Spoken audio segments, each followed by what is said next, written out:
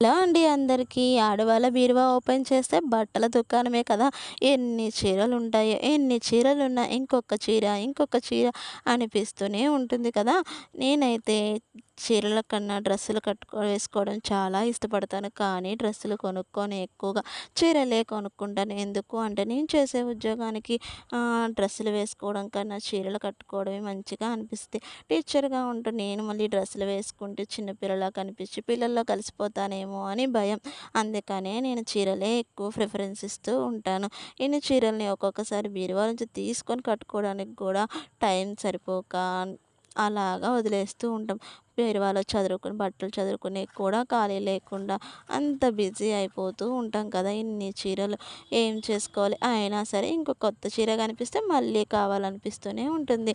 ఈ చీరలో మీకేదైనా చీర నచ్చినట్లయితే కావాలి అనిపిస్తే స్క్రీన్‌షాట్ తీసి నా నంబర్‌కి పంపించండి.